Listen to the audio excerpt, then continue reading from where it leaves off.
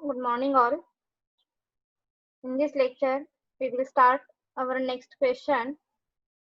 Explain disadvantages of sampling.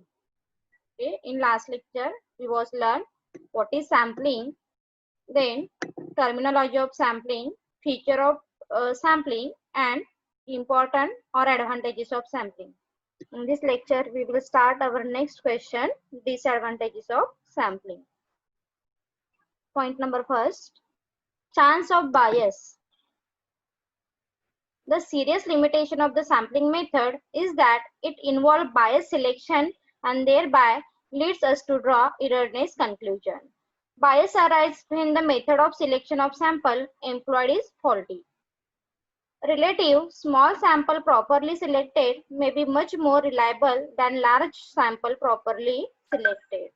म्हणजे ज्यावेळी आपण सॅम्पल सिलेक्ट करतो त्यावेळी बायसनेसची पॉसिबिलिटी काय असणार आहे तर जास्त असते आणि जर बायसनेस बघायला मिळाला तर तुमचे रिझल्ट काय होऊ शकतात रॉंग येऊ शकतात.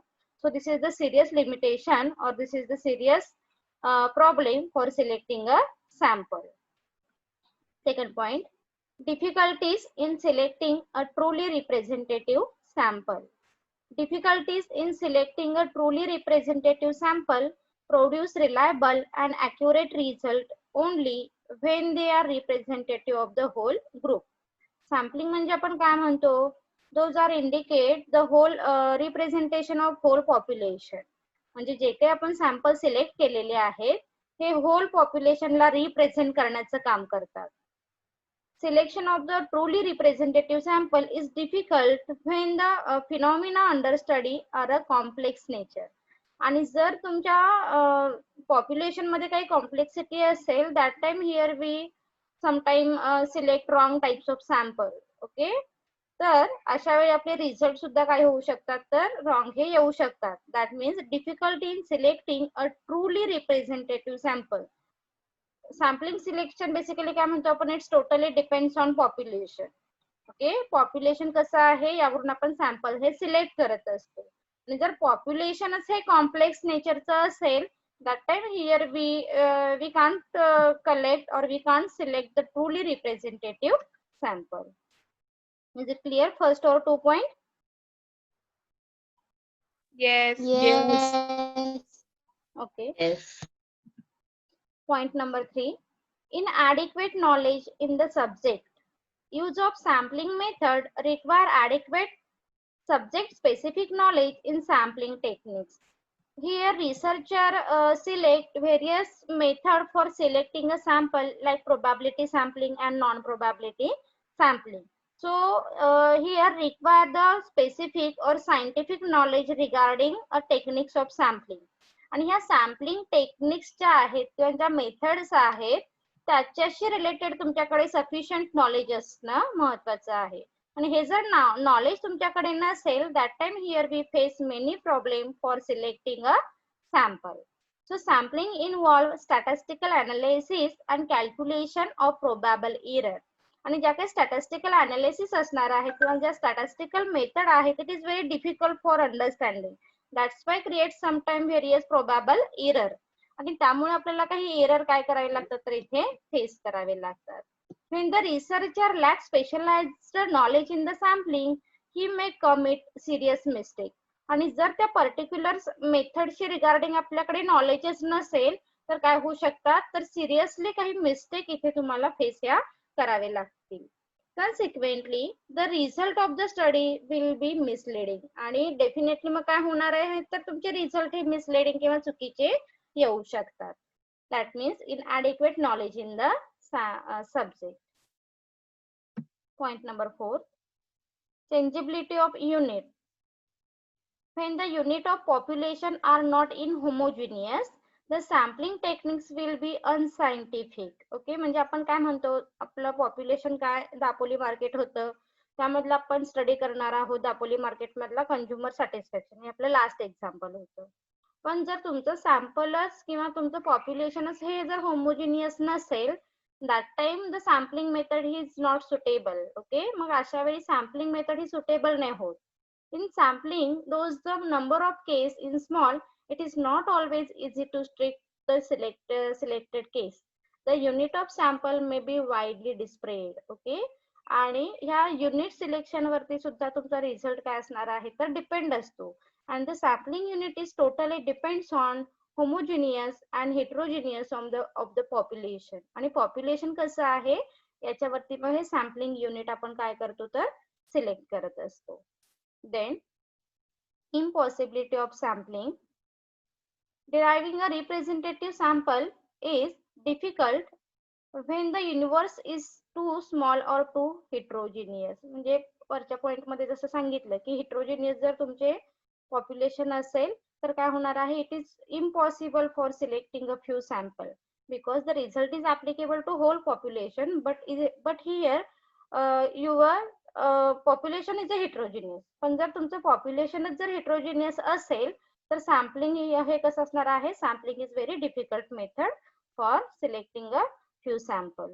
In this case, census study is the only alternative. आणि याला मग अल्टरनेटिव्ह स्टडी कोणता आहे तर सेन्सस स्टडी. जर तुमचं सॅम्पल तुमचं पॉप्युलेशन हे जर हिट्रोजिनियस असेल that time here we prefer census study.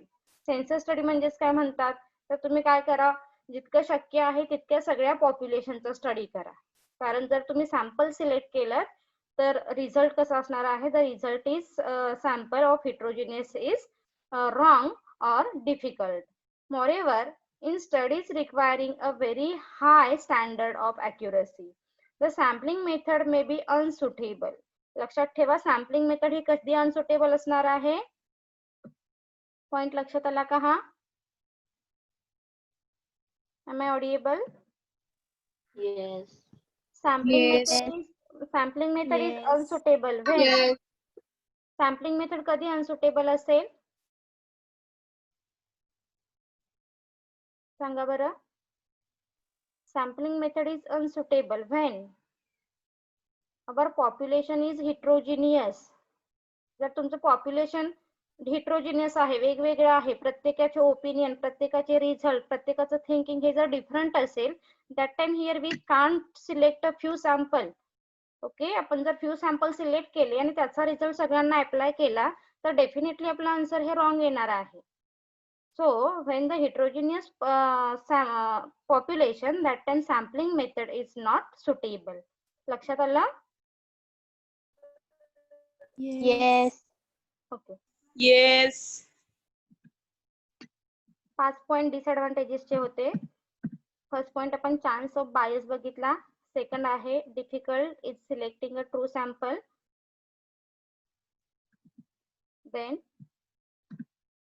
inadequate knowledge in the subject. Okay, subject knowledge जर proper नसेल, here we face many mistake. Then changeability of unit, it's totally depends on unit, or unit selection is depends on heterogeneous or homogeneous of population. And last point बघितला आपण impossibility of sampling. Impossibility कधी असणार आहे, whenever population is heterogeneous, that time sampling is a impossible method.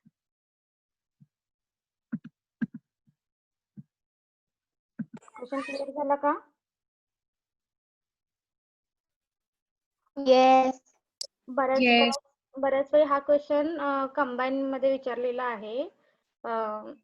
Explain advantages and disadvantages of sampling. Okay, जर combine मध्ये विचारला तर 4 point require असतील, सेपरेट विचारला तर मग डिटेल पॉइंट एक्सपेक्टेड असणार आहे. Our next question is what is methods of sampling. Okay, आपला नेक्स्ट क्वेश्चन आहे methods of sampling. So sampling method is divided into two parts, random sampling and non-random sampling. Random sampling includes simple random sampling, stratified sampling, systematic sampling, and multi-stage sampling. Okay, and non-random sampling classified into again 4 category: judgment sampling, quota sampling, convenience sampling, and snowball sampling. So here we learn detail one by one. First, probability sampling method. Point number first, simple random sampling. In this case, each individual is chosen entirely by chance and each member of the population has equal chance. Simple random मध्ये लक्षात ठेवा, here we prefer the equal chance of all sample. म्हणजे जेवढे आपण sample select केलेले आहेत त्यांना आपण काय करतो तर इक्वल चान्स देतो. Simple thing. This is called the simple random sampling. Is it clear first point? Yes. Yes. Okay. Point number 2, systematic sampling. Individual are selected at regular intervals from the sampling frame. आता इथे systematic मध्ये काय आहे तर regular interval तुम्ही fix केलेले आहेत आणि ह्या फिक्स इंटरवल नंतरच तुम्ही काय करताय तर इथे तुमचं सॅम्पल हे सिलेक्ट करताय. That means here individual are selected at regular intervals from the sampling frame. The interval are chosen to ensure an adequate systematic sampling is obtained more convenient than the simple random sampling and it is easy to administrator. Systematic sampling ही कशी आहे administrator साठी तर simple असणार आहे कारण आपण इथे काय करतो एक ठराविक इंटरवल नंतर सॅम्पल हे सिलेक्ट करतो. That's why this is very suitable method as compared to simple random sampling. म्हणजे जरी इक्वली चान्स कसा द्यायचा हे बऱ्याच वेळी काय होतं तर आपण डिसाइड नाही करू शकत. तर सिस्टमॅटिक मध्ये काय फिक्स आहे तुमचे इंटरवल ठरल्यानंतर we can here easily collect or here we can easily select a number of sample. That's it. Point number 3, stratified sampling. Stratified आपण थोडंसं लर्न केलेलं आहे लास्ट क्वेश्चन मध्ये. Strata. Okay, strata that means those number of respondent indicate similar characteristic. Okay, जो group आहे तो similar characteristic जो indicate करेल this is called the strata म्हटलेला आहे आपण त्याला. लक्षात येते? म्हणजे जे एक्झाम्पल सांगितलं होतं की मी काय केलेलं आहे गर्ल्सचा एक क्लास ग्रुप केला म्हणजे स्कूलचे गर्ल्स आहेत त्यांचे फीचर्स किंवा त्यांचे कॅरेक्टरिस्टिक हे सेम असू शकतात. कॉलेजच्या ज्या गर्ल्स आहेत त्यांचे फीचर्स हे सेम असू शकतात. देन हाऊसवाईफ आहेत त्यांचे फीचर हे सेम असू शकतात. सो हा जो ग्रुप मी प्रत्येक वेगवेगळा केलेला आहे लेडीजचा वुमेनचा this is called the strata. Okay, stratified sampling. So in this method, the population is firstly divided into subgroup. म्हणजे आपण पहिले जे पॉप्युलेशन घेतलेलं आहे फॉर एक्झाम्पल मी ज्या लेडीज घेतलेल्या आहेत त्या मी काही सब ग्रुप मध्ये काय केल्या तर डिवाइड केल्या आणि ह्या सब ग्रुपला आपण काय म्हणतो तर स्ट्रॅटा असं म्हटलेलं आहे. Okay, so all share a similar characteristic आणि हा प्रत्येक ग्रुप काय करतो तर सिमिलर कॅरेक्टरिस्टिक ह्या इंडिकेट करतो. It is used when we might reasonably expect the measurement of interest to vary between the different subgroup and we want to ensure representation from all the subgroup. आणि काय केलं जातं ज्यावेळी आपल्याला specific एखाद्या ग्रुपचं काय करायचं आहे फीचर्स फाइंड आउट करायचे आहेत त्यांचे ओपिनियन फाइंड आउट करायचे आहेत that time here researcher prefer the stratified sampling method. Is it clear? Stratified. Yes. Yes, ma'am. Yes. Okay, point number 4, clustered sampling. In clustered sampling, subgroup of the population are used as the sampling unit rather than individual. म्हणजे individual पेक्षा तुम्ही काय करा तर सब group करा. Okay, cluster मध्ये सुद्धा सब group केले जातात. The population is divided into sub group known as cluster which are randomly selected to the included in the study. आता स्ट्रॅटिफाईड मध्ये आणि क्लस्टर मध्ये काय फरक आहे सांगा बरं. स्ट्रॅटिफाईड मध्ये पण काय केलेलं आहे सब ग्रुप केलेला आहे आणि क्लस्टर मध्ये सुद्धा सब ग्रुप केलेला आहे. Here also prefer researcher sub group but sub group sometime indicate different characteristic. Okay, म्हणजे जे काही तुम्ही ग्रुप केलेला आहे तो ग्रुप जो आहे हा सेम कॅरेक्टरिस्टिक इंडिकेट करतो असं नाही. हा मेन डिफरन्स असेल दोन्हीमध्ये. लक्षात येत आहे? स्ट्रॅटा मधला ग्रुप हा सेमच कॅरेक्टरिस्टिक काय करेल स्ट्रॅटा मधला ग्रुप हा सेम कॅरेक्टरिस्टिक इंडिकेट करेल बट क्लस्टर मध्ये जस्ट सब ग्रुप केले जाणार आहेत. But here sub group can't express or indicate the similar characteristic of respondent or sample. Is it clear first method? Yes. Yes. Okay. Point B, non probability sampling method. आता इथे काही probability नाहीये तर आपण काय केलेले आहे as per our convenience we select the sampling method. So first point is convenience sampling. Convenience ह्या wording वरूनच तुमच्या लक्षात येईल ही मेथड कशी आहे तर convenient to the respondent, convenient to the researcher. Okay, so convenient sampling is perhaps the easier method of sampling because the participants are selected based on availability and willingness to take a part of the research. Okay, म्हणजे ज्यांची इच्छा आहे okay म्हणजे मी काय करणार आहे ही questionnaire भरून देऊ शकते, फिलअप करून देऊ शकते, अशाच रिस्पॉन्डंटना काय केली मी ती क्वेश्चनायर दिलेली आहे आणि माझ्या कन्व्हिनियन्स प्रमाणे मी डाटा कलेक्ट करायला गेले. मला असं वाटलं की ओके आज मी 4 दिवस डाटा कलेक्ट केलेला आहे, त्याच्यानंतर मी 8 दिवस नाही कलेक्ट करणार आहे. सो म्हणून ह्या मेथडला काय म्हटलेलं आहे तर convenience sampling method. So this is the easier method for a sampling. म्हणून एक इझियर मेथड आहे असं म्हटलं जातं आणि most of the time researcher prefer the convenient sampling method. Second point, quota sampling.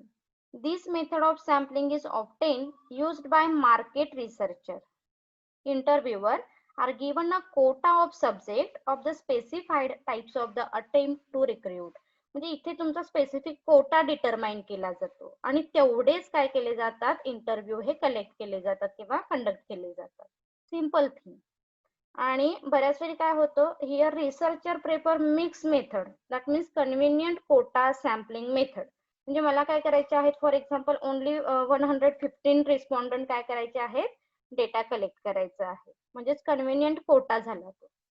म्हणजे as per our convenience here we collect 150 respondent और 150 sample. लक्षात येत आहे? Yes. Yes. Yes. Then next point, judgment or purposive sampling. Judgment or purposive sampling is also known as selective or subjective sampling. Okay, ह्याला selective sampling सुद्धा म्हटलेलं आहे किंवा subjective sampling असं म्हटलं जातं. This technique rely the judgment of the researcher who choosing who to ask to the participate. म्हणजे आपल्या जजमेंट वरती आपण काय करतो here the researcher based on judgement select the number of respondent. म्हणजे मी जर हे 4 रिस्पॉन्डंट सिलेक्ट केले तर हा रिझल्ट जो मिळेल मला दिस इज गुड और this is the reliable, this is the true result and applicable to whole population. That means judgement और पर्पजिव्ह म्हणजे पर्पजफुली मी काय केलेलं आहे हे जे रिस्पॉन्डंट आहेत हा जो सॅम्पल आहे तो सिलेक्ट केलेला आहे म्हणून याला जजमेंट सॅम्पलिंग असं म्हटलं जातं. Here researcher may implicit thus choose a representative sample to suit their need or specifically approach individual with the certain characteristic. म्हणजे इथे here we are already assume a specific characteristic regarding respondent. That time here researcher select a few sample based on his judgment आणि त्याच्या judgement नुसार काय करतो काही respondent हे select करतो for the purposefully. Last point, snowball sampling. This method is commonly used in social science. Snowball, it's very commonly used in social science. When investigating hard to reach group. म्हणजे इथे काय केलं जातो एक chain असते बघा त्या चेन नुसार आपण काय करतो इथे डेटा हा कलेक्ट करत असतो. Okay, so this is called the snowball sampling. Existing subjects are asked to nominated further subject known to them.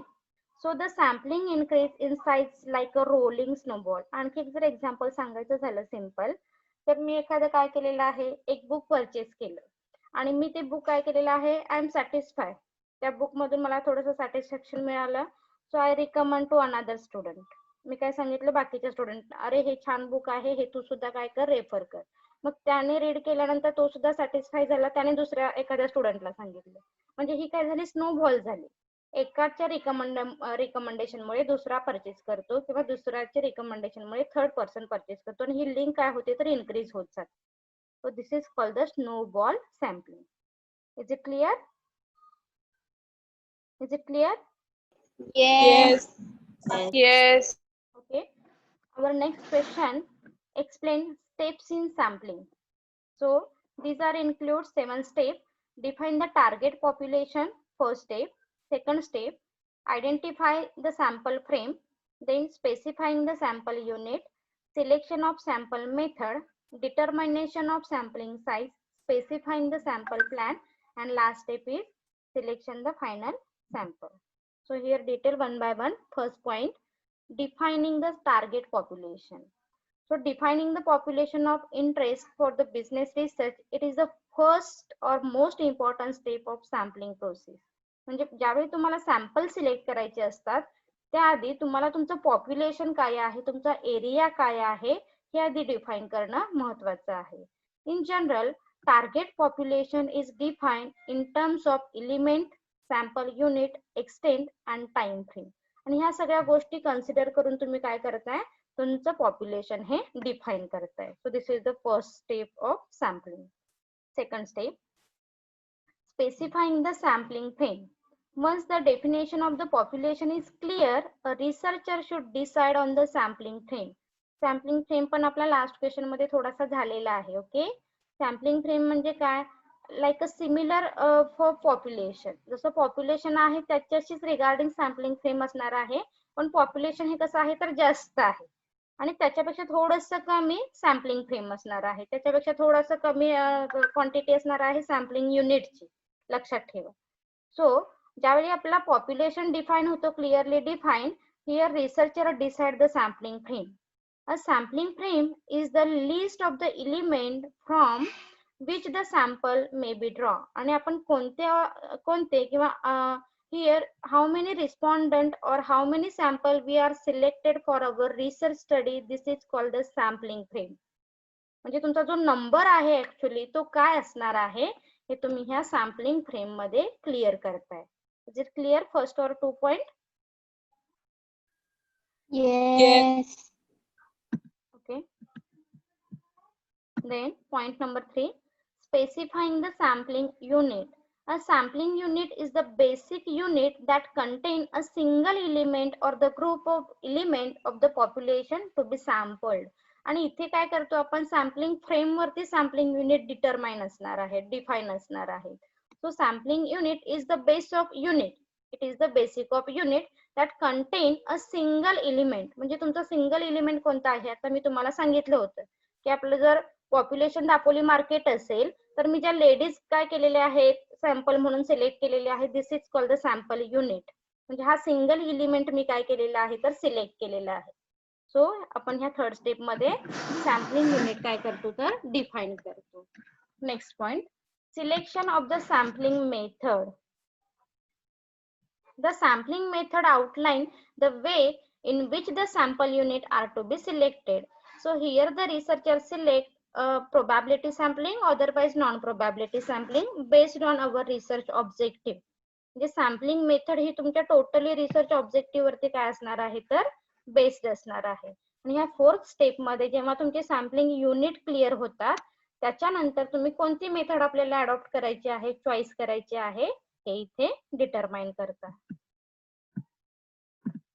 Then determination of the sample size.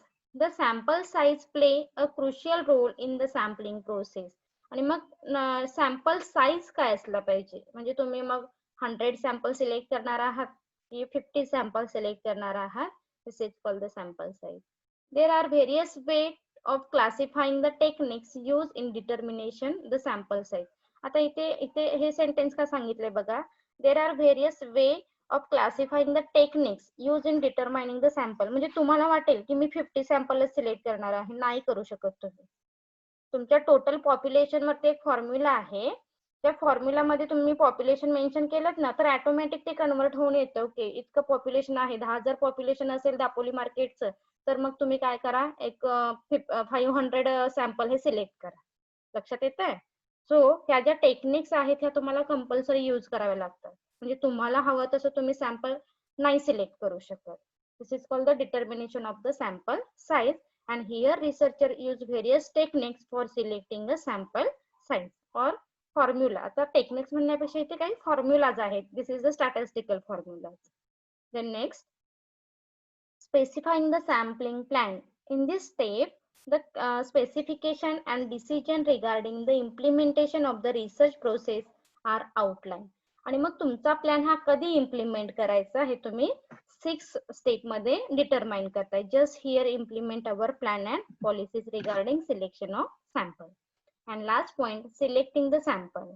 This is the final step in the sampling process where the actual selection of the sample element is carried out. आणि ह्या step मध्ये तुम्ही actual sample हे select करताय. At this stage, it is necessary that the interviewer stick to the rule outlined for the smooth implementation of the business research. आणि तुमचा research हा smoothly कसा इम्प्लिमेंट करता येईल हे ह्या तुमच्या सॅम्पलिंग सिलेक्शन वरती डिपेंड असणार आहे. This step involve implementing the sampling plan to select the sampling required for the survey. आणि तुमच्या सॅम्पल सिलेक्शन वरती सगळ्या गोष्टी काय असणार आहेत तर अदर ज्या ऑब्झर्वेशन आहेत, सर्वे आहे, क्वेश्चनायर आहे, ह्या डिटरमाइन असणार आहे. ओके, क्वेश्चन क्लिअर झाला का? Yes. Okay, Yes. Yes. Yes. काही डाऊट नाहीये ना कोणाला? No. ह्या लेक्चर मध्ये आपण लर्न केले बघा. First question disadvantages of sampling, then second question methods of sampling learn केला, आणि थर्ड क्वेश्चन कोणता लर्न केला आपण? Steps of sampling. ओके, हे आपण आजचे आपले 3 क्वेश्चन होते. थँक्यू.